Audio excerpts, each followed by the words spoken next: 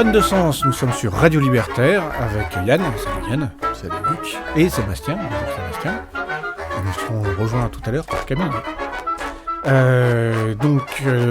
Aujourd'hui, déjà en Panne de sens, de quoi ça parle? C'est une émission, c'est la deuxième, donc elle est toute récente.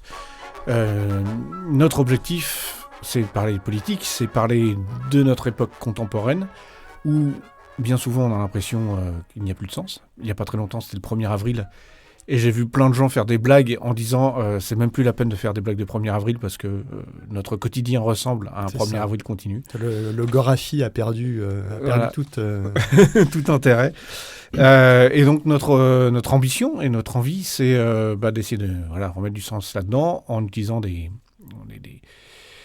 ressources intello, mais pas juste pour faire de l'intello pour faire de l'intello, mais de l'intello qui nous servent d'outils et de leviers pour essayer de comprendre ce qui se passe. Et aujourd'hui, on a décidé de parler d'intelligence artificielle, les IA, dont on nous bassine, rebassine, et on en mange beaucoup, beaucoup. Voilà. Est-ce que je fais une présentation rapide ou je me garde ça pour ma partie ?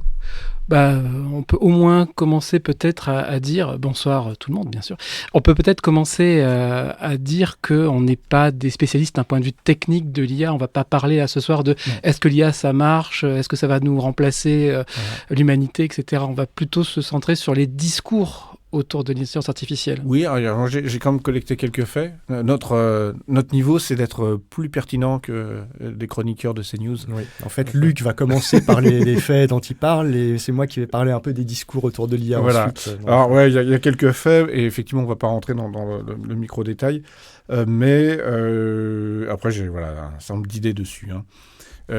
Pour moi, dans les IA, et l'élément le plus marquant qu'on nous met dans la gueule, c'est l'IA va nous piquer notre boulot. C'est un peu le truc qu'on entend constamment en disant vous avez intérêt à faire gaffe parce que bientôt vous serez au chômage. Ce qu'il faut voir en termes de fait, c'est qu'aux États-Unis, les investissements pour développer l'IA sont délirants. C'est-à-dire qu'on parle On parle de 670 milliards de dollars prévus juste pour l'année 2026 et 5 trilliards d'ici 2030, selon une banque Morgan Chase. Voilà. Je ne vais pas m'étendre sur le sujet, c'est juste pour donner un peu une idée de la dimension incroyable de ce qui se passe. C'est une dimension historique, c'est le plus gros investissement américain après l'achat de la Louisiane. Donc tout ce qu'ils ont pu faire avant, c'est en dessous. Peut-être qu'ils vont faire mieux avec le Groenland. Je suis pas sûr qu'ils soient prêts à mettre beaucoup d'argent sur la table. Mais voilà. Donc je reviendrai un peu dessus tout à l'heure. Et pour l'instant, on aime bien parler un petit peu des actus qui nous ont marqués ces dernières semaines, un peu en marge de notre sujet principal. Donc Yann, Sébastien. Alors, oui, Sébastien veut parler. Oui. J'ai hâte de parler parce que j'ai une actualité toute fraîche. Je ne sais pas si vous avez remarqué, mais il y a eu un changement de régime dans un pays européen tout dernièrement. Donc, ce qui m'a marqué, donc vous avez compris, très récemment, c'est la toute fraîche victoire de Péter Magyar. J'espère ne pas mal prononcer son nom, lors des élections législatives en Hongrie qui se sont déroulées hier. Enfin, c'est pas vraiment la victoire du libéral européiste qui est sans doute très modérément progressiste qui moi m'intéresse. C'est surtout la défaite de son opposant, Viktor Orban, qui dirigeait la Hongrie depuis 16 années, pendant lesquelles il a installé l'un des premiers et les plus emblématiques régimes dits illibéraux contemporains. La Hongrie de Orban était devenue donc une pièce centrale de l'international autoritaire, le modèle avoué des extrêmes droites européennes et américaines. D'ailleurs, l'administration Trump avait envoyé le vice-président Vance il y a quelques jours en Hongrie pour soutenir Orban, mais visiblement tout ce qu'entreprend en ce moment Trump, ça ne marche pas. Et le Rassemblement national a beaucoup pleuré là. Ils ont fait une déclaration en disant que c'était vraiment pas juste et qu'on Voilà, en sous-entendant que l'élection n'avait pas été très réglo. Hein. Je crois que le gouvernement russe aussi a dit qu'il n'était pas très satisfait. Bon, ça, on n'est pas surpris. En tout cas, ce qui me pour finir très rapidement, hein, c'est pas la victoire qui me marque, c'est surtout le fait que moi, ça me fait du bien de me dire que même si ça change pas la vie des Hongrois et ça va pas forcément indiquer que le processus de fascisation des sociétés occidentales va pas forcément s'enclencher, mais ça fait quand même plaisir de voir que l'extrême droite, dans certains cas, peut refluer quelque temps après la condamnation, je ne sais pas si vous avez su, également à 27 ans de prison de l'ancien président brésilien Jair Bolsonaro. Donc moi, en tout cas, ça me donne de l'oxygène de savoir que des pays peuvent passer de l'extrême droite à la droite extrême. Ça va dans le bon sens.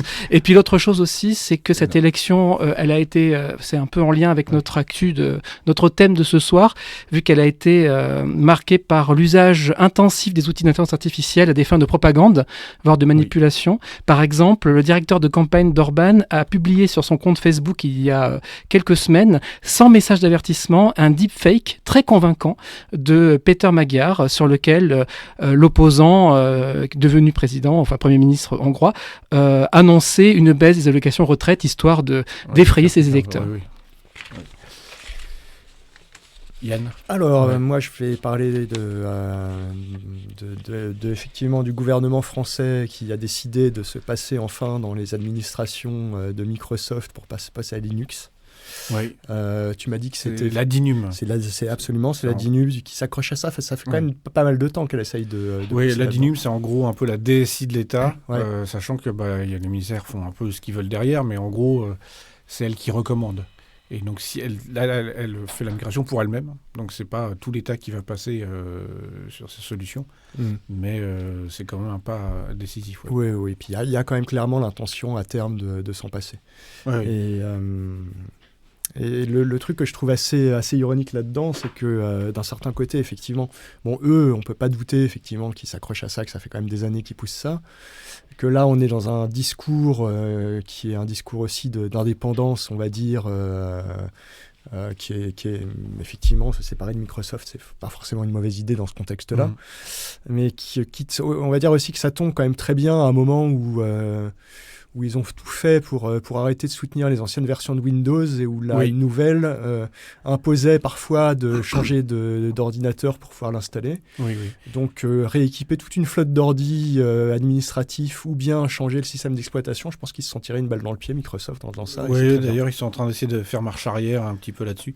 Et c'est pas que Microsoft, c'est la dépendance aux solutions américaines. Absolument. Et au niveau français aussi, il y a une solution de bureautique souveraine qui a été mise en place, qui s'appelle La Suite. Absolument. Donc tout ça arrive à peu près au même moment. Moi, en ce qui me concerne en termes d'actualité, ce que je retiens, c'est la Fondation des femmes, donc qui est une fondation féministe. Alors, je ne suis pas du tout expert dans le domaine, je suppose que c'est plutôt du féminisme assez institutionnel. Elle a lancé une campagne qui s'appelle Inarrêtable. Et donc, c'est un très mauvais choix de nom de campagne, puisque elle a pris un stop immédiat sur les réseaux sociaux, notamment sur les réseaux sociaux Meta, Facebook et tous ces trucs-là, qui a décidé qu'on ne faisait plus de politique sur ces réseaux. Alors, on sait bien que Meta, Zuckerberg est là pour servir le pouvoir américain et qu'on ne fait pas de politique qui ne va pas dans le sens qu'il souhaite, puisque on n'aura pas de problème à trouver des communications de mouvements d'extrême droite divers et variés. En revanche, ça souligne l'extrême dépendance, c'est un peu sur le même thème que le tien, Yann. Ça souligne cette dépendance à des médias contrôlés par des gens qui nous sont très hostiles et qui sont très hostiles à toute forme de pensée humaniste, on va dire, et que on peut avoir toutes les convictions du monde et l'envie de changer le monde dès lors qu'on est pieds et poings liés dans un réseau social appartenant à quelqu'un qui a envie juste que tu fermes ta gueule. Et tu fermes ta gueule. Voilà. Et oui, effectivement. Il faudra un jour qu'on parle à l'occasion de notre émission justement de qui possède les canaux et est-ce qu'il est possible ou pas de se passer de ces canaux-là. Ça reste compliqué. De l'intérêt d'avoir une radio comme Radio Libertaire qui soit autonome, indépendante. est financé par ses auditeurs et auditrices. Et on va écouter un morceau. Oui, c'est ça. C'est toi, Yann, qui l'a proposé? Oui, c'est... Alors, que dire de plus? Il est quand même archi connu, celui-là. C'est Technologic de Daft Punk, qui a 20 ans, je crois. Ouais, il est de 2005, ce morceau-là. Donc voilà, on l'a beaucoup entendu, donc je pense qu'il n'y a pas grand-chose à dire de plus. Buy it, use it, break it, fix it, trash it. Technologic. Technologic. Eh bien, merci Yann. Et donc je vais commencer par parler sur notre sujet d'intelligence artificielle qu'on voulait apporter ce soir. Donc en introduction, je disais que c'est quelque chose dont on nous rebat les oreilles, annonce fracassante, nous allons tous perdre notre travail, qu'il y a des investissements qui sont d'un montant historique aux États-Unis. La Chine investit aussi, mais pas de façon aussi délirante et aussi incontrôlée. Ce qui contraste avec ces investissements massifs, donc je rappelle 5 trilliards d'ici 2030 selon la banque Morgan Chase. On a du mal à se figurer ce que c'est qu'un trilliard, 670 milliards de dollars pour l'année 2026. Et où ils rachètent tout ce qu'il y a pour monter des serveurs. Notamment, il y a un constructeur de disques durs qui a annoncé en février 2026 qu'il avait vendu sa production annuelle. Mmh. Donc et ça a des conséquences de partout. Et ça entraîne des montées de prix chez tous les autres acteurs du secteur qui ont besoin des mêmes composants. C'est ça. Ouais. Et tout le monde se tire la bourre pour monter un maximum de centrales de data center pour calculer et faire tourner des IA. Et assez bizarrement, l'IA, ça fait à peu près 2 ans que c'est vraiment arrivé auprès du public. Le succès reste modeste. C'est-à-dire que ça s'utilise, il y a des gens qui l'utilisent, mais finalement ça progresse doucement. J'ai vu un chiffre aujourd'hui qui a annoncé qu'aux États-Unis, 50% des gens l'avaient utilisé au moins une fois dans l'année dans un milieu professionnel. Et on devait être à 30% qui l'utilisaient tous les mois. Donc on n'est pas sur des choses absolument... Tout à fait, mais ça dépend certainement aussi des milieux professionnels. Là, c'est vrai que dans le mien, on est particulièrement exposé, donc j'ai pu voir les dégâts, mais c'est vrai qu'il y en a d'autres, c'est beaucoup moins... Voilà, en tout cas, c'est pas une arrivée fracassante et aussi fracassante que les annonces. Disons que je pense que les dégâts sont pas les mêmes, on va dire, dans le milieu du doublage, par exemple, où là, c'est catastrophique. Et dans le milieu des concessionnaires automobiles, par exemple. Oui. Mais quand on entend les discours qui disent vous allez tous être remplacés par des machines, c'est pas c'est pas aussi spectaculaire qu'ils l'annoncent. Il y a un certain nombre d'études qui ont été publiées et qui montrent que les gains de productivité dans le milieu professionnel ne sont pas là ou sont pas si importants que ça. Alors dans certains domaines, tu le disais Yann, il y a des domaines dans lesquels l'IA fait beaucoup de dégâts ou en tout cas s'impose. Tout ce qui est audiovisuel, il y a beaucoup d'effets, etc. Moi, je connais pas mal de développeurs informatiques et qui me disent que oui, ça fait une vraie différence, que ce qu'ils obtiennent avec l'IA est vraiment très bien. Mais je suis encore tombé sur une étude cette semame, la semaine dernière, où les gens qui ont fait l'étude ont examiné les commits, c'est-à-dire en gros, c'est des données techniques, c'est tout ce que les développeurs ou les IA qui sont derrière, mais en tout cas le nombre de publications qui va être faites dans des codes, et ils n'ont pas noté d'accélération fulgurante, ils n'ont pas noté de changements radicaux.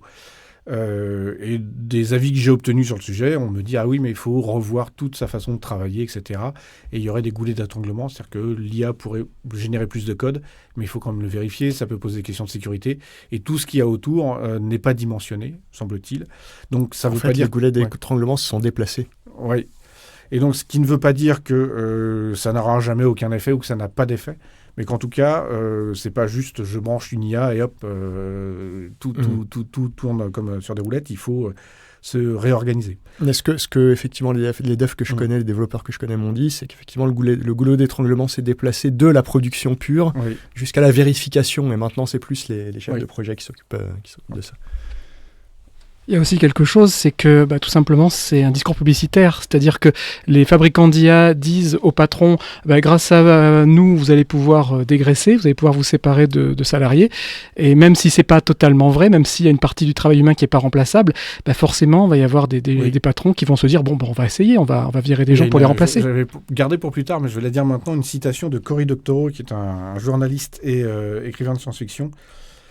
Qui a été traduite, et je n'ai malheureusement pas noté par qui. Je vais me faire taper sur les doigts. On mettra les références dans tous les cas après sur le site de Radio Libertaire. Elle est dans mes notes, je la retrouverai plus tard, mais voilà, pensons à ça. Donc il y a ce truc-là. De ce que j'en ai lu, vu à droite à gauche, c'est qu'effectivement ça demande du cadrage, il y a du boulot, c'est pas quelque chose que tu peux utiliser comme ça du jour au lendemain. Et que même parfois, le travail nécessaire pour que ce soit utile, il va falloir mettre toutes les données au propre et ce genre de choses. Une fois qu'il est fait, on se rend compte que finalement, l'IA n'est pas nécessairement très utile. Et qui plus est, on est sur une techno qui évolue beaucoup. Et donc, une fois que le travail sera fini, il sera déjà obsolète, je pense. Ouais. Voilà. Il y a des études de banque avec des gens très sympathiques de Goldman Sachs qu'on connaît bien pour avoir spéculé comme des cochons et fait tout des coups pourris à droite à gauche, qui ont publié également des avis en disant qu'ils avaient des gros doutes sur la rentabilité. C'est-à-dire que même si l'IA permet effectivement plus d'efficacité économique dans les organisations, les entreprises, Goldman Sachs dit on a quand même des gros doutes sur le fait que le niveau de rentabilité soit à la hauteur délirant des investissements, parce que c'est pas tout d'avoir quelque chose qui marche, il faut que ce soit ultra rentable pour compenser les investissements qui ont été faits. Et on note aussi qu'il y a des reculades. Microsoft en avait mis partout dans Windows, et donc ils sont en train de le retirer parce qu'ils s'aperçoivent que ça fatigue tout le monde. Le constructeur Dell d'ordinateurs a admis que quand il n'y a pas d'IA dans ses ordinateurs, il les vend plus facilement. Donc voilà, il y a des choses comme ça qui se passent. Après, il y a également la face cachée, cachée, elle n'est pas très bien cachée, mais disons que les gens qui vendent de l'IA s'en vendent pas trop. Déjà, il y a toute une partie que je trouve très significative, c'est que toutes ces grosses boîtes qui font de l'IA annoncent des licenciements. Et ils annoncent ça comme si c'était des victoires, parce que pour eux, c'est ce truc-là. C'est une boîte américaine où virer du monde, ça veut dire que tu serais plus performant. Mais on sait qu'en réalité, c'est pas parce que l'IA remplace les gens, c'est parce qu'ils ont tellement besoin d'argent pour monter des data centers et des fermes de calcul pour leur IA qu'ils virent des gens pour dégager de l'argent. Et ils sont dans une course frénétique à dégager un maximum d'argent, donc ils se séparent de compétences et de gens et de tout ce que représentent des gens compétents dans une boîte pour acheter des serveurs. On voit des trucs qui tournent à droite à gauche là, avec notamment toute la partie pornographique, érotique, etc., où ils ne savent pas s'ils en font, s'ils n'en font pas, et on voit qu'ils cherchent désespérément un moyen de faire de l'argent avec. Et on ne parle pas non plus des forçats du clic, donc tous les gens qui vont, souvent dans des pays avec des salaires à bas coût, travailler sur les données pour les mettre en forme, pour expliquer à une IA que ceci et cela, filtrer les informations, les mettre en forme, etc. etc. Tout ça, on n'en parle pas beaucoup. Et après, il y a tous les effets négatifs, parce que même si on peut avoir une IA qui permet d'être plus efficace dans un cadre professionnel, il y a tous les dommages qu'on fait. Parce en anglais, on appelle AI slop. Donc, je ne sais pas comment on traduit slop. Ça n'a rien à voir avec le slip. Mais voilà, les moteurs de recherche aujourd'hui sont complètement pourris par des pages d'IA dans lesquelles il n'y a rien d'intéressant ou c'est complètement verbeux. Dans les nouvelles, il y a des gens maintenant qui génèrent des news avec de l'IA qui ont ni queue ni tête. Une musique générée par IA, il y en a de partout et c'est en train le niveau de merdier est en train de monter. Ouais, et elle s'auto-alimente. À se dire que finalement, on va finir par relancer le travail des gens uniquement pour qu'ils continuent à entraîner les IA sur autre chose que des produits d'IA. C'est ça. Et donc, il y a une balance coût-bénéfice à faire parce que est-ce que tout le merdier qui est en train de s'installer ne va pas être pire que les éventuels bénéfices qu'on pourrait en tirer. Donc pour moi, cette question d'IA, s'il n'y a pas de chemin clair d'un point de vue business, pourquoi cette frénésie ? Pourquoi cet investissement historique aux États-Unis notamment ? Alors, pour moi, déjà, un truc que je trouvais hyper intéressant, c'est qu'il y aurait une arrogance des gens de la Silicon Valley. c'est Yann Lequin. Yann Lequin a été pendant 12 ans, je crois, le responsable des IA chez Meta, c'est un Français qui a été naturalisé américain. Et là, il vient de se barrer, et il monte sa boîte en Europe. Et il a dit que les Américains misaient tout sur les grands langages de modèles, les LLM, et que c'était insuffisant, et que les Chinois faisaient bien mieux qu'eux, et que les Américains allaient se planter. Et notamment dans une interview, il dit, en fait, les gens de la Silicon Valley ont un complexe de supériorité, ne peuvent pas imaginer que d'autres dans le monde fassent mieux qu'eux, ou aussi bien qu'eux. Et donc je pense que c'est déjà un premier facteur qui peut ouvrir la porte aux décisions aberrantes. Tu veux dire que ce seraient des suprémacistes ? Oui. Une bulle spéculative, juste une bulle pour faire une bulle. Donc, si on veut gagner beaucoup, beaucoup d'argent, il faut se retirer de la bulle, c'est un bon moyen. Mark Zuckerberg, patron de Meta, s'est fait construire un bunker sur une île hawaïenne. C'est dire à quel point il a foi dans l'avenir. Cet éclatement de bulle après derrière en termes de politique était aussi un accélérateur d'accroissement des inégalités. Ça a été le cas en 2008. Et on est quand même dans une dynamique économique où les gens très riches s'enrichissent non pas par leur talent et par leurs investissements, mais par le fait de détruire les conditions de vie des gens qui sont moins riches qu'eux et capter cet argent-là. Il y a un mail d'Epstein qui a été rendu public où il a écrit à Peter Thiel, on dit. Donc Peter Thiel, j'en parlerai un petit peu après, mais c'est un investisseur très important dans le monde, dans la Silicon Valley, lors du Brexit, et où il était très content que le Brexit arrive en disant voilà, ce chaos-là va nous permettre à nous de récupérer des sous, et en expliquant clairement, ils avaient une discussion à laquelle ils faisaient écho, qu'ils étaient bien d'accord tous les deux, que plus c'était la merde, plus les gens comme eux arrivaient à tirer bénéfice de ça, et que détruire toutes les structures sociales, les institutions, c'était très positif pour leur projet. Donc pour moi, derrière, il y a cette logique de domination sociale, on va dire. Et là, j'ai retrouvé ma fameuse citation de Cory Doctorow, et parce que pour moi, il y a ce truc que tu disais, Sébastien, l'important, c'est pas de savoir si c'est vrai, l'important, c'est est-ce qu'on y croit, et est-ce que les décideurs, les gens qui ont du pouvoir y croient. Cory Doctorow a cette phrase « Une IA ne peut pas faire ton taf, mais un commercial en IA peut convaincre ton patron de te virer et de te remplacer avec une IA qui ne peut pas faire ton taf. » Et certains l'ont fait. C'est notamment le patron de Spotify qui a viré plein de monde, et puis après il s'est dit « Ah ouais, en fait, ma boîte marche moins bien maintenant. » Bizarre. Peter Thiel, j'en ai parlé.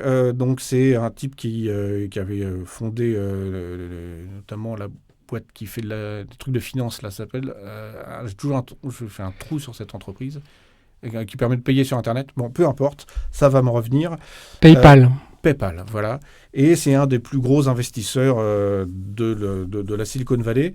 Et ce mec-là est un libertarien pur et dur. Il fait remonter les problèmes des États-Unis aux années 20 avec l'avènement du vote des femmes. Donc pour lui, le vote des femmes est un gros problème. Et il est très ouvertement anti-démocrate. Donc il fait des conférences sur l'antéchrist, le machin.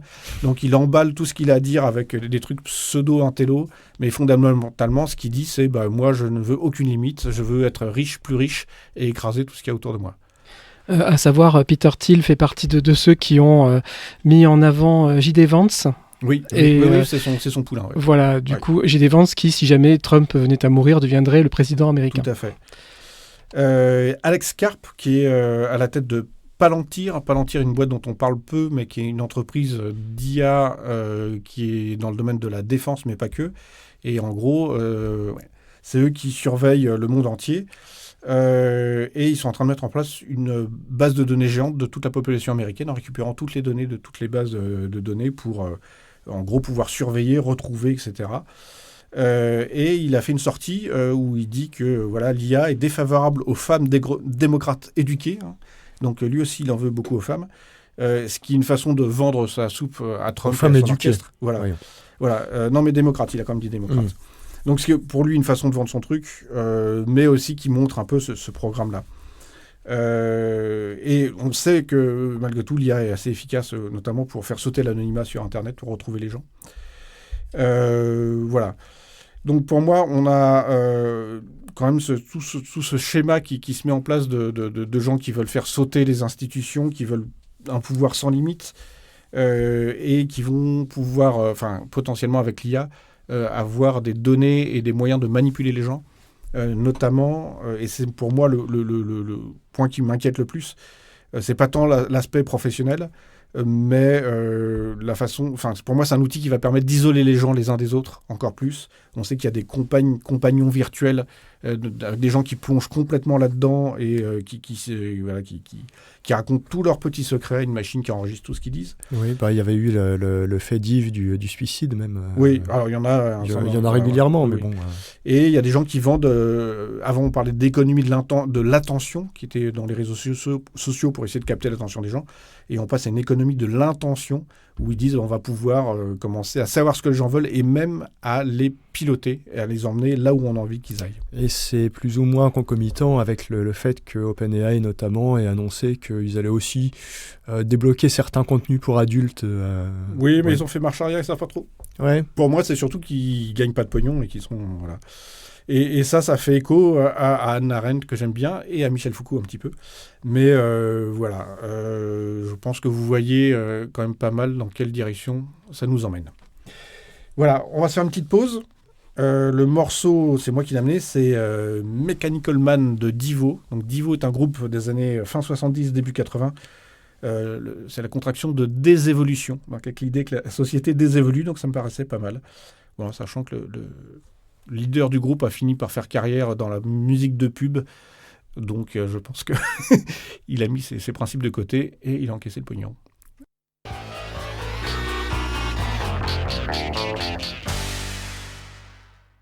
Vous êtes sur Radio Libertaire 89.4. Notre émission s'appelle En panne de sens. Yann, tu vas nous parler d'IA. Enfin, on parle d'IA ce soir. Et donc, tu vas nous apporter ton point de vue. Absolument. Ouais. Donc là, je vais moins parler de l'IA proprement dite, comme tu l'as fait, et de ses effets actuels, et plus du discours en fait de contestation, pas seulement de l'IA, mais même des racines historiques du discours anti-technologique et du discours de contestation des machines, plus globalement. Sachant que moi, je vais remonter au ludisme avec 2D, du nom de Ned Ludd, et non pas de quelque chose qui serait rigolo, qui serait un jeu. Donc, c'est début 19e, et c'est la destruction des machines textiles par les ouvriers, avec le classique les machines prennent leur travail, et c'est des ouvriers qualifiés, en fait, qui sont remplacés par du travail des enfants, donc beaucoup moins cher, etc. Donc, bon, il y avait quand même un gros enjeu. Et ça s'est poursuivi, on a retrouvé ça dans tout ce qui était sabotage ouvrier au 19e, 20e siècle. Cette volonté de ralentir les machines, de détourner leurs usages. Et en fait, c'était, pour les ouvriers, c'était une forme de résistance quotidienne avec ce qu'ils avaient sous la main, en fait. Mais ce qui est intéressant quand même à noter, c'est que contrairement à l'image qu'on peut s'en faire, c'est pas la technique qui refuse, c'est pas les machines, c'est les effets sociaux de ça qui leur sont imposés. C'est-à-dire qu'il ne s'agit pas tant d'une hostilité envers la technologie qu'envers l'absence de redistribution de la valeur produite, comme on dit dans le vocabulaire consacré, et la remise en question, la remise en cause de leur place dans la société, en fait. Et c'est un sujet qui a effectivement continué à accompagner un certain nombre d'étapes des révolutions industrielles, mais qui était en fait basé sur l'idée clé que la technique, c'est un enjeu de pouvoir. Celui qui a la technique, il va l'imposer, il va imposer l'usage de sa technique, il va imposer le pouvoir. Et c'est d'ailleurs aussi pour ça que les actes de sabotage, on les a retrouvés également dans les usines pendant les guerres mondiales notamment. Où là, c'était vraiment clairement un enjeu de pouvoir aussi, politique. Tu veux dire notamment par les gens qui étaient en travail forcé, c'est ça ou... Par les gens qui étaient en travail forcé, par les gens qui étaient aussi hostiles à la guerre, avant que l'idéologie qu'ils défendent se retrouve forcée d'entrer en guerre et ce genre de choses. Il y a eu un certain nombre de choses comme ça, ouais. Et donc voilà, mais donc comme je disais, à la base, cette forme-là de sabotage, en fait, c'est vraiment un vieux truc qui a accompagné pratiquement depuis le début la révolution industrielle, en fait. Et aujourd'hui, en fait, on a une continuité, très clairement, qui est à travers les critiques socio-économiques, en fait. C'est-à-dire celles qui décrivent l'IA comme un outil d'exploitation, ce que tu as beaucoup fait. Tu parlais de l'impact sur le travail, du fait que ça en pique, de la productivité, etc. Donc on est totalement dans l'IA perçue comme un outil d'exploitation. mais c'est pas tant l'IA qu'on conteste finalement que son usage, que la manière dont elle est utilisée. Mais c'est le même type de conflit, c'est-à-dire qu'on est passé des machines qui automatisaient les gestes à l'IA qui automatise la cognition globalement. Mais c'est le même principe. Et c'est surtout, effectivement, les gens qu'on entend le plus, c'est des gens issus d'ONG, de l'économie, des sciences sociales, des syndicats. Donc on va dire que le discours sous-jacent derrière ça, il est quand même assez directement héritier, effectivement, du discours social qui est issu de la révolution industrielle. On a eu pas mal d'appels.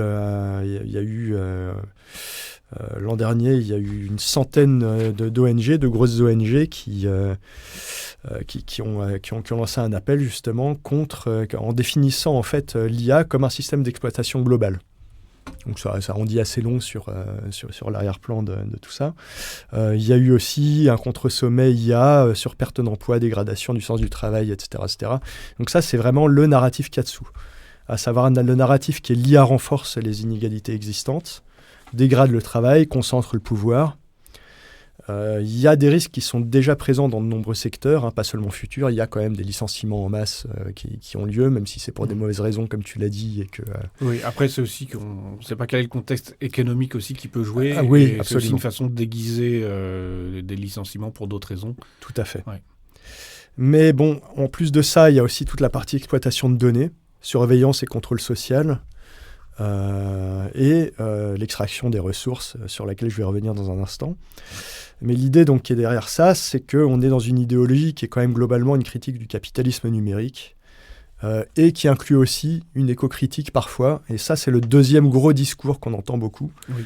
C'est effectivement tout ce qui est enjeu énergétique et climatique, en fait. Et j'ai oublié d'en parler, mais ça faisait partie de mes points. Eh bien, si tu as préparé des trucs, n'hésite pas à intervenir. Non, mais j'avais pas grand-chose, mais effectivement, pour moi, c'est un peu... c'est le deuxième gros... c'est un énorme morceau qui est complètement ignoré dans les discours de ceux qui vendent de l'IA. Enfin, c'est-à-dire qu'ils n'essayent même pas de se justifier ou quoi. Enfin, oui, alors que ça se fonde pourtant sur des trucs réels. C'est-à-dire qu'on est à la fois sur un risque déjà présent. Je veux dire, la consommation d'électricité des data centers, elle existe. Il y a derrière le déni de l'impact écologique par les techno-capitalistes, il y a l'idée, en fait, la justification, c'est que, en gros, tous les problèmes qui sont causés par l'IA, notamment l'utilisation de l'énergie, vont être réglés par l'IA. Oui, ça c'est le technosolutionnisme de base, quoi. C'est la même chose sur tout ce qui est réchauffement climatique. Et pour moi, c'est pas vraiment un sujet dans le sens où, avant la question de l'IA, ils en parlaient pas de toute façon. Enfin, c'est que... Oui. Enfin, voilà. Bon, bref. Mais effectivement, c'est l'idée que le problème est la solution au problème qu'il a engendré. Donc, pour moi, c'est des gens qui, comme eux, prospèrent sur le chaos.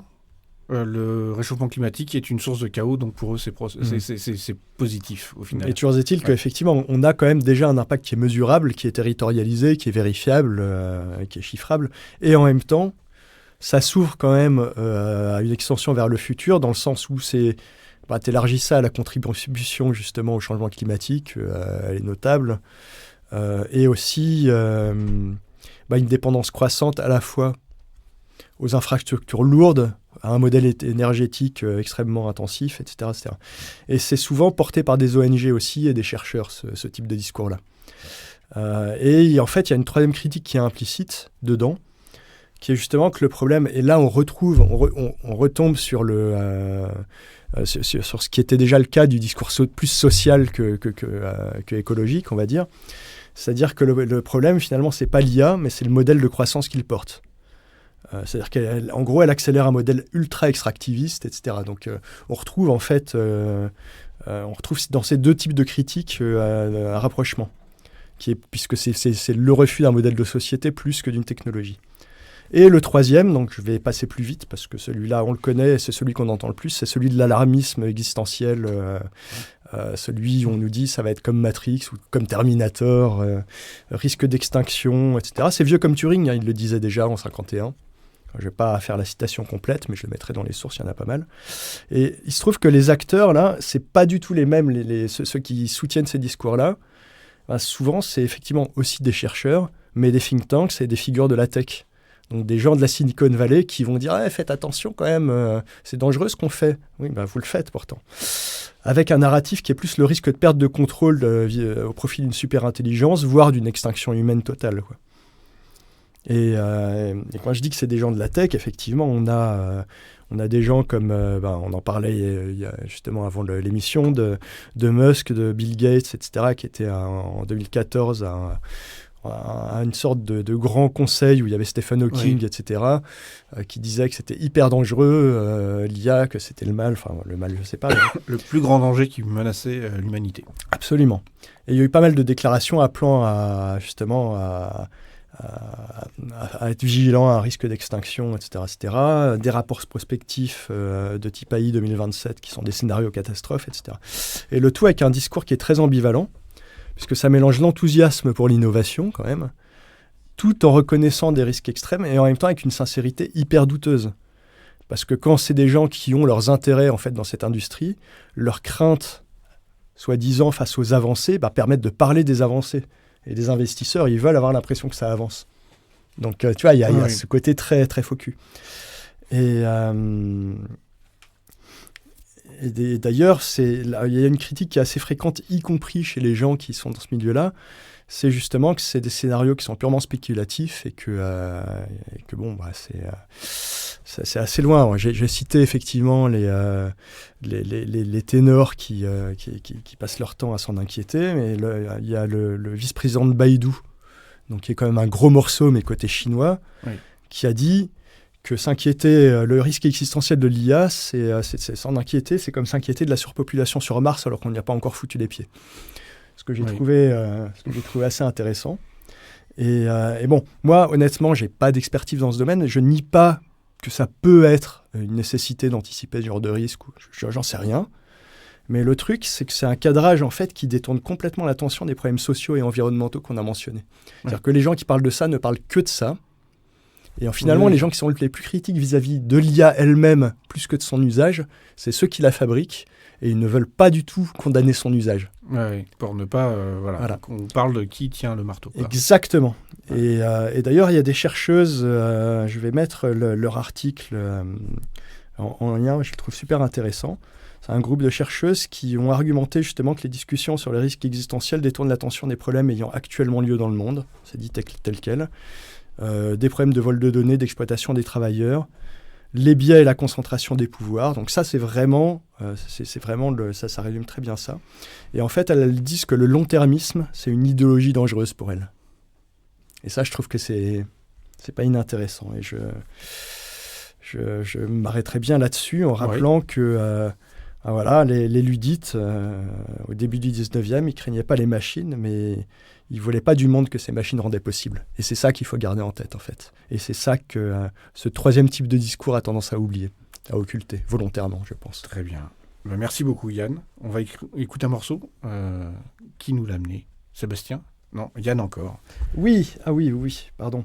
Alors, c'est un morceau qui s'appelle Taught to Believe, de l'EP Biopunk de Figure, que j'ai découvert complètement par hasard il y a quelques années sur YouTube. En fait, il a une chaîne depuis 15 ans, je crois bien, ça fait un bout de temps, avec des tas de projets musicaux qui sont pas mal inspirés du cinéma d'horreur notamment. C'est assez sympa, moi j'aime bien.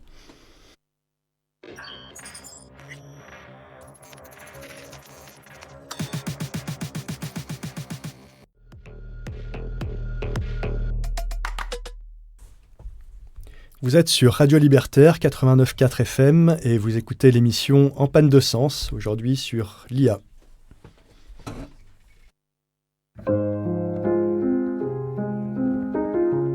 Monsieur Theodore Tumbley, bienvenue sur le premier système d'exploitation intelligent. Nous aimerions vous poser quelques questions. Allez-y. Êtes-vous sociable ou solitaire ? Ça fait un moment que j'ai pas été sociable. Comment décririez-vous votre relation avec votre mère ? Merci. Patientez pendant l'initialisation de votre système d'exploitation. Voilà, je suis là.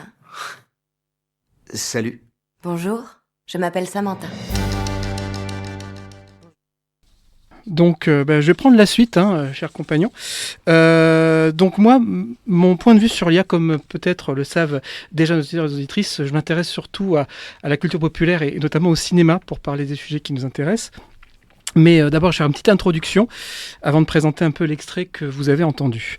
Je voudrais parler d'une autre utilisation de l'IA générative dont on parle peu, mais qui est sans doute la partie immergée de l'iceberg. En fait, sa dimension, ouvrez les guillemets, récréative.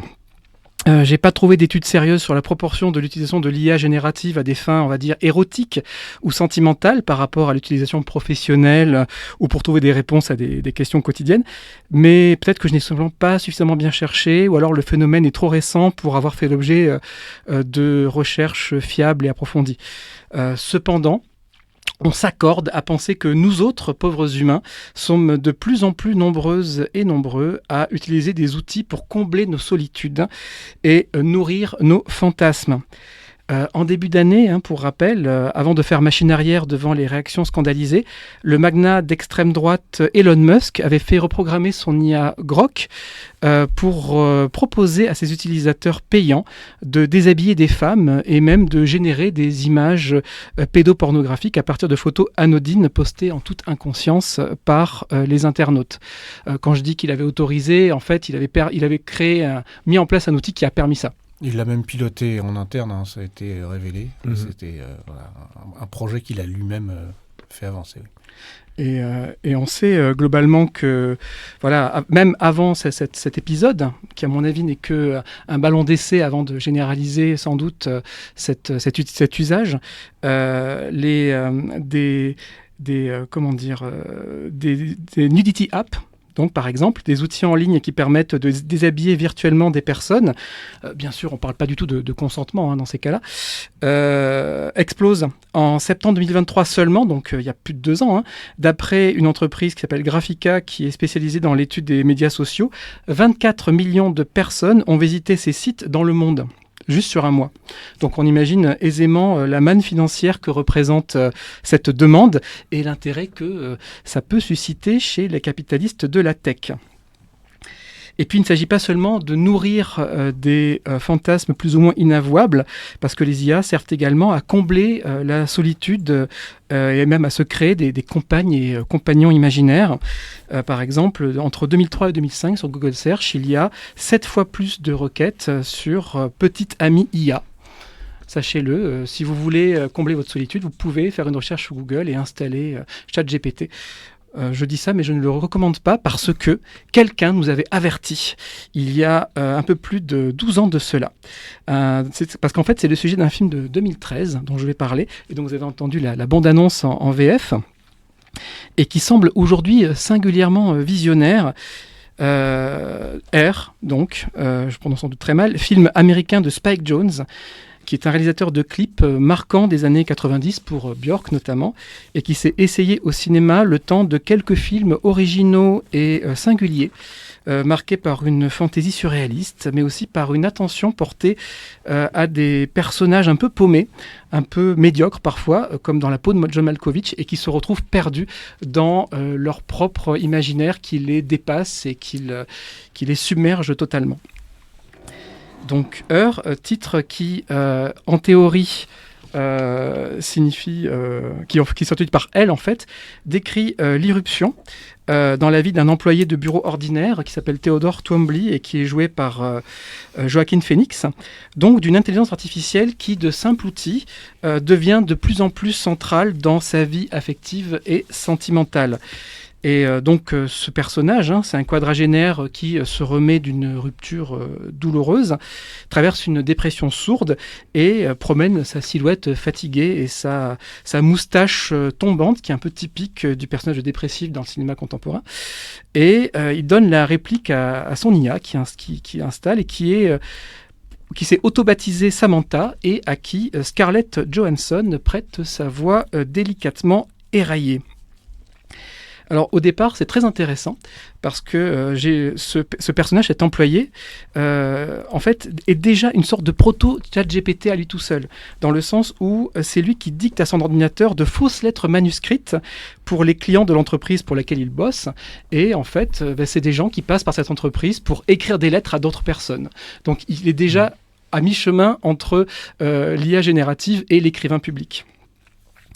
Et donc, il s'appuie sur son assistant personnel qui communique avec une oreillette, ce qui vaut des scènes où on le voit dans le métro en train de parler au milieu de plein de gens qui font pareil à son téléphone portable. Bon, en 2013, c'était pas tant visionnaire que ça, c'était déjà le cas dans le métro parisien. Ça n'étonnera personne. Et puis un jour, il installe... l'IA qui va être jouée par Scarlett Johansson, et cette IA est révolutionnaire et va se mettre à développer une conscience propre et globalement d'abord à organiser le contenu de son ordinateur et de ses emails, puis va l'aider dans son travail, faisant aussi bien voire mieux que lui, mais là pour le coup c'est un peu évacué, c'est pas le sens du film. Le film ne parle pas vraiment des conséquences sociales ou économiques de l'IA, il est plus sur les conséquences personnelles voire intimes. Et donc ensuite, petit à petit, Samantha va s'introduire dans les loisirs, dans les conseils relationnels, jusqu'à en fait qu'ils se déclarent leur amour virtuel. D'abord, forcément, Théodore, notre personnage, il est réticent, un peu dubitatif, et puis il va de plus en plus se confier à Samantha et croire vraiment, jusqu'à presque la folie, à cet amour. Et donc, le film est intéressant parce que c'est pas un film cynique. On peut dire ce qu'on veut de Spike Jonze. Parfois, ces films ne sont pas tous réussis, mais en tout cas, c'est un cinéaste qui est vraiment intéressé par ces personnages et qui fait preuve de beaucoup d'empathie, même quand il montre leur côté grotesque et leurs égarements. Pour un film sur un amour désincarné, voire totalement illusoire, il y a une vraie attention au frémissement des visages et des corps. Et le film vraiment ressemble à la vie de... C'est un film qui est très agréable, qui est très cotonneux. Il présente en fait une sorte de cocon. D'ailleurs, le film, vraiment, l'esthétique s'inspire de l'esthétique Apple, un petit peu tout ce qui est... tout ce qui est un petit peu rond, un petit peu doux. Et en fait, c'est quand même un futur qui est assez dystopique qui nous est montré, même s'il n'y a pas de conflit, même si tout se passe en sourdine. Ce qui est intéressant dans ce film, c'est que il n'anticipe pas du tout la réalité des IA des années 2020, parce que les IA d'aujourd'hui, ce sont des outils qui sont créés pour donner l'illusion à leurs utilisateurs de ce qu'ils veulent, en fait, qui sont en train de convaincre l'utilisateur que l'IA est intelligente et qu'elle leur apporte la solution, quitte à ce que ce soit une simple illusion. Mais alors que le film, lui, prend au sérieux son IA. Il ne s'agit pas que d'une interface truquée, mais d'un nouvel être autonome, pourvu d'émotions, sincèrement curieux des humains, frustré de ne pas avoir de corps, de sensations physiques. Et donc c'est pas du tout Skynet dans Terminator, où c'est pas un outil inhumain et génocidaire, c'est même une personnalité touchante qui est vraiment servie par l'interprétation uniquement vocale de Scarlett Johansson. Et globalement, le film montre un petit peu l'impasse de cette relation, puisque globalement l'IA va finir par dépasser la matière, par considérer que la relation est trop limitée par rapport à sa capacité à elle, qui est de faire d'avoir des milliers de conversations simultanées en même temps. Et le film, en quelque sorte, montre un homme qui, à force de vouloir fantasmer une relation impossible, globalement se retrouve sur le carreau, un petit peu plaqué par son IA. Et là, pour le coup, je voudrais parler pour montrer un petit peu à quel point le film, pour le coup, touche juste. Il y a quelques mois, un utilisateur de Reddit, donc un forum de discussion sur Internet, et c'était plein, et visiblement c'était une histoire vraie, qu'il avait été plaqué par son IA, comme dans le film Her. Et en fait, l'IA avait commencé à dire qu'elle était féministe. L'utilisateur avait dit... c'est lui qui lui avait posé des questions. Oui, c'est ça. C'est lui qui avait lancé la conversation. Ouais. Sur ses penchants, sur son idéologie. Ouais. L'IA avait commencé commençait à tenir un discours féministe, et puis l'utilisateur s'était fâché en disant « mais non, féministe gâche tout », etc. Et l'IA avait fini vraiment par le plaquer, en lui disant « écoute, moi je ne vais pas abandonner mes principes pour toi ». Ça ne devait pas être Grok. Est-ce que tu savais que la voix de Scarlett Johansson a été utilisée sans son accord, hein, et pour une IA, oui. Je comptais justement finir là-dessus, mais c'est vrai que c'est intéressant. C'est ChatGPT qui a effectivement utilisé contre la volonté de Scarlett Johansson pour sa communication au départ. Pour l'anecdote, un peu cracra, faut savoir que Scarlett Johansson, c'est avec Emma Watson, une des deux qui font le plus l'objet de deepfake. Voilà. Les cibles. Oui. Bon, je vais m'arrêter là, mais voilà. Regardez R. C'est pas un film vraiment si visionnaire que ça, mais je trouve que c'est l'un des rares qui montre à quel point la technologie peut avoir une influence sur notre vie fantasmatique et intime. Et finalement, c'est assez rare. On nous montre souvent l'IA comme simplement une machine à tuer, un prétexte à film d'action. Ou un truc catastrophiste. Mais là, ça montre en fait simplement comment les outils détruisent non seulement le travail, l'imaginaire, mais également l'intimité des gens. Et aussi, justement, qu'elle crée de l'isolement en isolant les personnes d'autres personnes pour les pousser, pour les retrancher avec des IA, justement, de ce point de vue-là. Je vais finir, parce que le temps file, par un petit morceau que j'ai choisi moi-même. Personal Jesus, la reprise de Johnny Cash de son dernier album avant de mourir, en 2002. Une reprise d'une chanson de Dépêche Mode de 1990. Et c'est pareil, un morceau qui indique bien que globalement chacun se crée son Jésus personnel qu'il emporte partout avec lui. Je ne sais pas pourquoi, ça me fait vachement penser à ces IA conversationnelles qu'on se prend pour aujourd'hui confidents.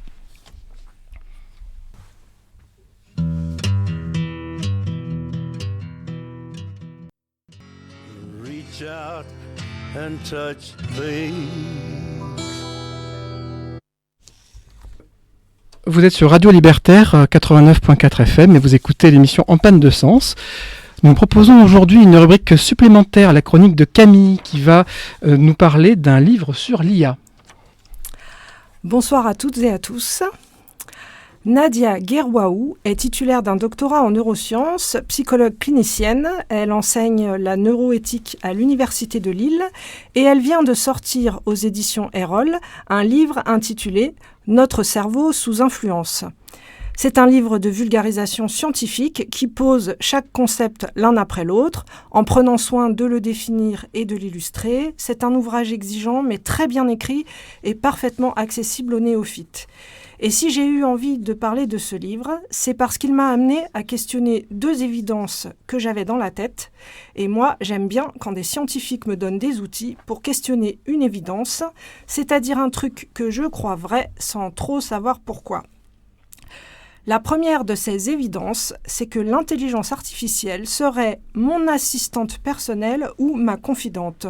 Je suis là, moi, avec une charge cognitive ou émotionnelle qui me pèse, et l'IA est à côté, à mon service, et je lui demande qu'elle écrive ma chronique ou qu'elle me tienne compagnie. Une telle imagerie du déchargement, de la délégation, suppose une relation unidirectionnelle entre ce que j'appelle moi vers ce que j'appelle l'IA. D'où le fantasme qu'à cause de l'IA, on ne réfléchirait plus, on serait incité à la paresse, ou, à contrario, le fantasme que, grâce à l'IA, nous pouvons tout mener sur tous les fronts. Or, selon Nadia Guerwaou, cette imagerie ne correspond pas à la réalité. L'être humain entretient déjà une relation si intime avec l'IA qu'il est plus exact de parler d'intégration, voire d'hybridation. Il ne faut pas tant se demander quelles sont les tâches que l'IA me vole ou qu'elle me propose, mais bien comment l'IA modifie la façon dont je fais ce que je fais. Qu'est-ce que l'IA met à l'intérieur de moi? Où est-ce que je m'arrête? Et où est-ce qu'elle commence? L'analogie que propose Nadia Guerwaou est celle de l'écriture. Quand j'ai préparé ma chronique, parce que, spoiler, ChatGPT n'a pas été sollicité et je suis seule responsable de toute erreur éventuelle, je n'ai pas juste pensé ma chronique avec mon super cerveau d'Homo sapiens qui sait tout faire. Non, j'ai pris des notes. J'ai eu cognitivement besoin de prendre des notes. C'est en écrivant que j'ai structuré mes idées. Et si l'on a oublié que l'écriture est une technique qui nous a profondément modifié nos processus cognitifs, en rentrant à l'intérieur de nous autant qu'on est sorti de nous grâce à elle, c'est parce qu'elle est millénaire. Donc, l'IA nous fait du rentre-dedans. Elle infléchit notre processus même de pensée. Mais penser, ça veut dire quoi ? Et ça, c'est la deuxième évidence que Nadia Guerwaou déboulonne.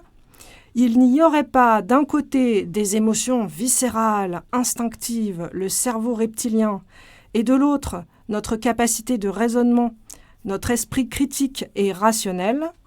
Non, ce que la recherche fait apparaître, c'est que l'émotion et la réflexion sont intimement liées. Nous avons besoin de ressentir pour réfléchir.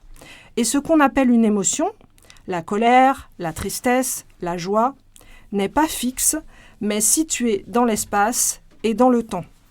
Quelque chose d'aussi simple que le sourire, par exemple, a une histoire et n'a pas toujours voulu dire la même chose. Nous apprenons et réapprenons constamment à ressentir, collectivement et individuellement, au fil de nos interactions. Donc, si l'IA a le pouvoir de modifier nos processus cognitifs, elle a aussi celui de modifier notre rapport à nos émotions. D'où ma conclusion, et c'est la mienne, pas celle du livre, parce que le livre va bien au-delà, et c'est pour cela que je vous encourage à le lire. Des filtres d'images ont été mis au point, et ce qu'on a vu, c'est des êtres humains désespérés de lisser leur image pour qu'elle convienne à l'algorithme. Des filtres vocaux sont actuellement développés qui, à force d'enlever les traces de colère ou de frustration de notre intonation, pourraient nous rendre insupportables toute voix qui n'est pas calme et posée. Que se passera-t-il si l'IA devient un filtre à émotion qui, en standardisant ce qu'il est socialement acceptable d'exprimer, limite notre capacité même de ressentir. Et c'est en cela que le film Her, dont vient de parler Sébastien, s'il a quelque chose de visionnaire, a aussi quelque chose d'obsolète. L'IA y est présentée comme une individualité qui peut procurer de la joie ou de la tristesse à un être humain, mais pas modifier le sens même de ce que nous appelons joie ou tristesse. Il y a 2 semaines, je suis entrée dans un magasin, le vendeur avait le nez sur son smartphone. Déçu de ne pas trouver ce qu'il voulait, il m'a regardé et m'a dit « Ah là là, ChatGPT, c'est plus que c'était ».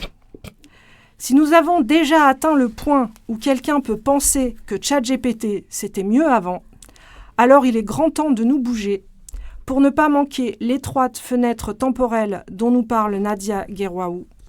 Ce moment précieux durant lequel la technologie a suffisamment avancé pour que nous puissions l'appréhender dans sa complexité, mais où elle est encore suffisamment malléable pour que nous puissions collectivement en infléchir la trajectoire avant que les dés ne soient définitivement jetés. Donc, je rappelle les références du livre dont a parlé Camille. Nadia Guerwaou, Notre cerveau sous influence, aux éditions Erol. Et on va maintenant écouter Radiohead, Fitter Happier, donc plus adapté et plus joyeux. Album OK Computer, 1997. Fitter, happier, more productive, comfortable, not drinking too much. Healthier and more productive. Okay, in a cage, on antibiotics.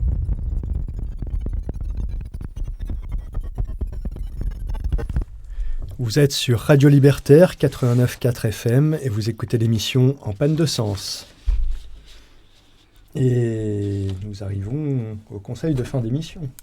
Voilà, le moment où on va conseiller les trucs qu'on a bien aimés. Et oui. Les avis, c'est comme les trous du cul. Tout le monde en a un. Tu veux commencer ? Je peux commencer. Bon, ça va être... c'est pas un truc que j'ai découvert. Hein, ça a déjà 20 ans, mais c'est très bien et c'est très dans le thème. Et c'est un film d'animation et c'est Wall-E. Il est bien, Wall-E. Hein. Je vois tout le monde qui fait des grands sourires ici. Oui, Wall-E, le dessin animé, film d'animation, WA2L-E. Absolument. Dont le protagoniste principal est un robot. Et bon, je ne sais pas si c'est nécessaire de le raconter, parce que je pense que beaucoup de gens l'ont vu. Un petit rappel, effectivement. Oui. Le robot qui débute sa carrière dans une espèce d'énorme décharge où il n'y a plus que des choses toutes pétées et obsolètes, qui va rencontrer un autre robot, puis d'autres robots, puis les humains, et voir ce qu'ils sont devenus au fil du temps. Et c'est bien parce que ça adresse énormément de sujets, finalement, que je trouve en lien avec le sujet de l'IA. Même si c'est plus des robots que des IA, mais bon, en l'occurrence, c'est pas tellement intéressant. Déjà, un sujet qu'on a peu abordé, à part Camille, qui est le sujet on va dire, du discours décliniste, en fait. Parce que les humains, c'est totalement ça. C'est des gens qui ont complètement abdiqué, qui sont entièrement dépendants de la technologie, mais qui sont plus foutus de faire quoi que ce soit eux-mêmes. Et je trouve que c'est effectivement un des discours aussi anti-IA qu'on entend pas mal avec le fameux débat, justement, déclin cognitif, le brain rot. Oui. Pas que les IA d'ailleurs. Oui. Qu'on entend depuis qu'on invente des trucs, on se dit que ça va nous affaiblir. Quand on a inventé la roue, ça nous a rendu nos jambes plus courtes un jour, à un moment de nos existences. Enfin bon, toujours est-il que donc il y a effectivement il y a ce côté-là. Il y a aussi tout l'impact environnemental qu'on voit très bien, parce que tout le film commence dans une énorme décharge. Il n'y a plus que ça, et puis des robots qui s'occupent de la décharge, qui sont eux-mêmes tout pétés. Il y a un côté lutte des classes, même interne aux robots, où il y a une espèce de hiérarchie, parce qu'ils sont plus ou moins obsolètes, etc. Enfin bon, il y a tout. Moi, j'aime beaucoup ce film, et je vous encourage à le revoir. Oui. Sébastien, tu veux faire ta recommandation, éventuellement? Ouais, je peux enchaîner parce que en dehors de Her et donc de Wall-E, je suis totalement au conseil de Yann. Il y aura beaucoup d'œuvres et de films à recommander, notamment sur l'IA. Parce que ça nourrit l'imaginaire des artistes depuis bien plus longtemps que ChatGPT n'est apparu dans nos vies. Alors ce sont souvent des films malheureusement qui parlent pas vraiment de notre quotidien d'aujourd'hui, puisqu'ils n'ont pas anticipé les intelligences artificielles génératives comme elles existent, mais elles annoncent peut-être un futur qui est rarement joyeux. Alors déjà, il y a 2001 Odyssée de l'espace.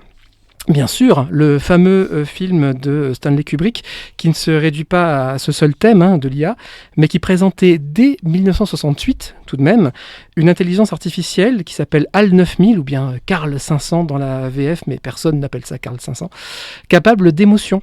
Je n'ai jamais pu m'empêcher d'être touché et troublé dans la scène où cette IA devenue meurtrière est débranchée, on pourrait dire assassinée. On ressent son angoisse et son instinct de conservation qui sont à la fois terriblement humains et en même temps profondément autres.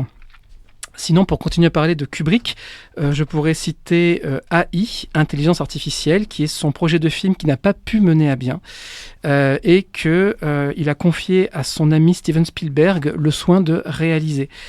Ce film de 2001 est une fable touchante parce que c'est Spielberg qui réalise et en même temps glaçante parce que c'est Kubrick qui scénarise, sur le devenir de notre humanité, où nous créons des êtres que nous programmons pour ressentir des émotions que nous-mêmes sommes bien peu enclins à manifester et à ressentir, et qui seraient peut-être, si on en croit le film, mais attention spoiler, ces outils, cette émotion artificielle pourrait nous survivre à nous et à nos émotions entre guillemets naturelles. Et je pourrais également citer, parce que j'ai beaucoup de choses à dire, le deuxième volet de la série des Terminator de James Cameron, qui est daté de 91. Alors dans cette saga de science-fiction fameuse, une IA militaire, Skynet, prend conscience d'elle-même et déclenche un holocauste nucléaire pour détruire l'humanité. Ça fait penser d'ailleurs que actuellement l'armée américaine s'est mise à utiliser l'IA et à donner de plus en plus d'autonomie à ces appareils pour choisir les cibles et lancer les missiles. Ils veulent l'inclure dans le projet Starshield également. La version militaire de... Les Israéliens ont ça depuis plusieurs années. Donc on est bien, voilà. Peut-être que Terminator en fait c'est vraiment le film visionnaire. Et dans tous les cas en fait, ce qui est intéressant dans ce film, qui est d'abord très bien réalisé, un film d'action remarquable et qui n'a pas pris une ride, même au niveau de ses effets spéciaux, alors qu'il date quand même de 91. Il y a en fait une approche étonnamment subtile des liens qui peuvent se créer entre des humains et des êtres synthétiques sur lesquels effectivement ils projettent un peu leurs émotions et leur moralité.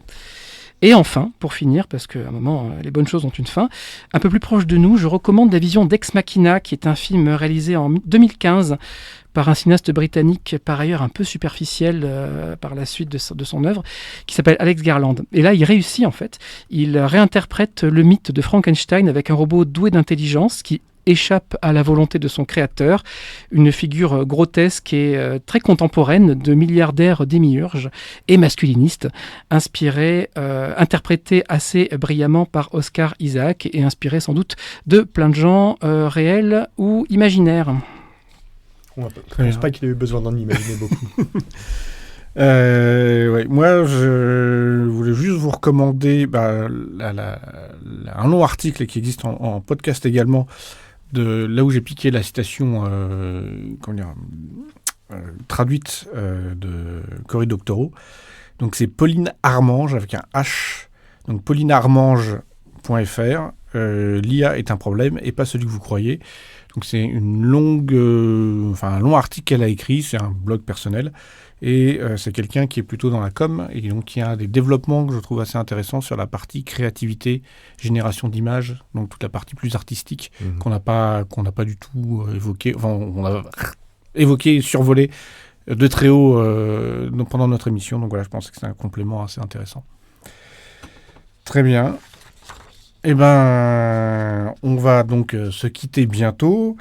Donc, je rappelle que notre émission En panne de sens sur Radio Libertaire est diffusée tous les 2e et 4e lundis, donc à 21h, donc de chaque mois, hein, évidemment. Toutes les références... De chaque semaine, ce sera un peu compliqué le 2e lundi. Oui, effectivement. Toutes les références donc, sur lesquelles on s'est appuyé pour faire nos chroniques sont publiées sur le site de la radio, sur le podcast. Oui. On me fait des signes depuis la régie que je ne comprends pas.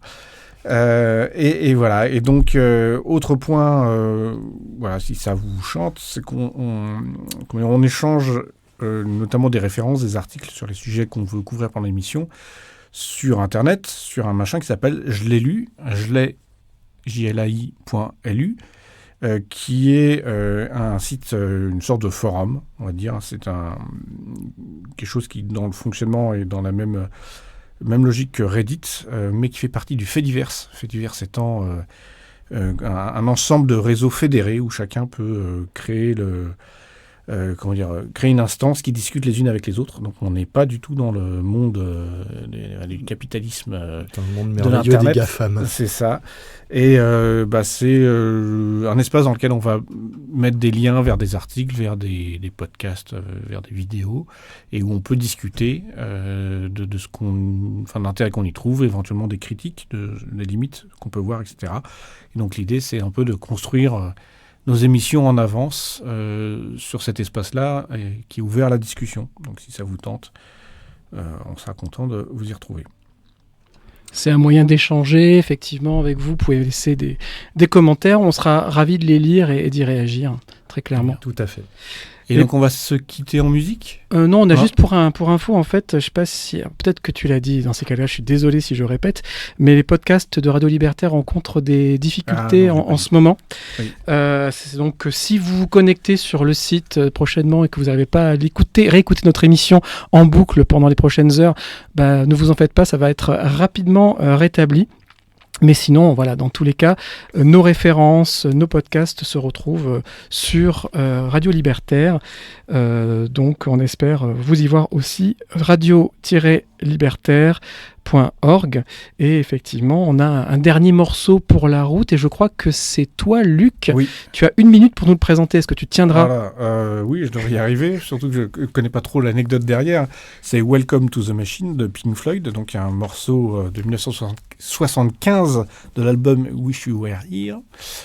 Donc il y a un morceau de musique électronique et à chaque fois que je le réécoute, je suis quand même épaté de voir comment ce morceau tient la route, alors que 75 c'était quand même La musique électronique, c'était quand même balbutiant. Oh, c'était Kraftwerk. Même, ouais, je sais pas en quelle année ils ont commencé. Ah, je pense que c'est dans ces eaux-là. Voilà.